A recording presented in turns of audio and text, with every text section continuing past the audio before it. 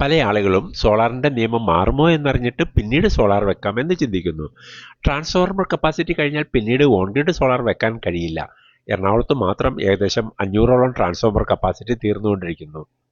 Solar നിയമം മാറിയാലും ലാഭം ഉണ്ടാക്കുന്ന ഒരു ഐഡിയ ഉണ്ട്. പണം മുടക്കാതെ ലോൺ എടുത്തുകൊണ്ട് 3 കിലോ വാട്ട് സോളാർ വെക്കുമ്പോൾ 78,000 രൂപ സബ്സിഡി ലഭിക്കുന്നു.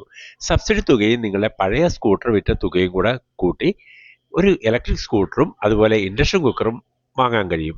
ഇങ്ങനെ ചെയ്യുകയാണെങ്കിൽ ഒരു മാസം ശരാശരി 5000ഓളം രൂപ current charge, petrol charge, gas charge എന്നിങ്ങനെ ലാഭിക്കാൻ കഴിയും.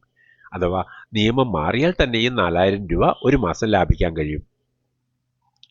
അതായത് 4-5 വർഷം കൊണ്ട് ഇതിനുവേണ്ടി എടുത്ത ലോണിൻ്റെ മുതലും പലിശയും current charge, petrol, gas charge എന്നിവ കൊണ്ട് അടഞ്ഞു തീരുമെന്നർത്ഥം. അതായത് 5 വർഷം കൊണ്ട് പണം മുടക്കാതെ 2 ലക്ഷം രൂപയുടെ ആസ്തി നിങ്ങൾക്ക് ലഭിക്കുന്നു. ഇത് ലാഭമാണോന്ന് അറിയുന്നതിന് കഴിഞ്ഞ 10 വർഷം ഗ്യാസ്, പെട്രോൾ, കറണ്ട് ചാർജ് എന്നിവയ്ക്ക് വേണ്ടി എത്ര രൂപ കൊടുത്തു എന്ന് നിങ്ങളൊന്ന് കണക്ക് കൂട്ടിയാൽ മതി. സാധാരണ ഒരാൾ 10 വർഷം ഈ 3 കാര്യങ്ങൾക്ക് വേണ്ടി 5 ലക്ഷം രൂപയോളം മുടക്കുന്നുണ്ട്. നിങ്ങൾക്ക് ഏകദേശം അത്രയും രൂപ തന്നെ കഴിഞ്ഞ 10 വർഷം ചിലവായിട്ടുണ്ട്. ഇതിലും എത്രയോ നല്ലതാണ് 2 ലക്ഷം രൂപ ലോൺ എടുത്തുകൊണ്ട് സോളാറും ഇലക്ട്രിക്കൽ വെഹിക്കിളും ഇൻഡക്ഷൻ കുക്കറും ഉപയോഗിച്ച് ഒരു മാസം 5000 രൂപ ലാഭിക്കുന്നത്. ഇതിലൂടെ അടുത്ത 10 വർഷം നിങ്ങൾക്ക് 5 ലക്ഷം രൂപ ലാഭിക്കാൻ കഴിയും. ഇത് സംബന്ധിച്ച് നിങ്ങൾക്ക് എന്തെങ്കിലും സംശയം ഉണ്ടെങ്കിൽ ഇവിടെ കാണുന്ന വാട്സപ്പ് നമ്പറിൽ മെസ്സേജ് അയയ്ക്കുക. നിങ്ങൾക്ക് ഈ വീഡിയോ ലഭിക്കുന്നത് സോളാർ ടെക് ട്രെയിനിങ് അക്കാഡമിയിൽ നിന്നാണ്.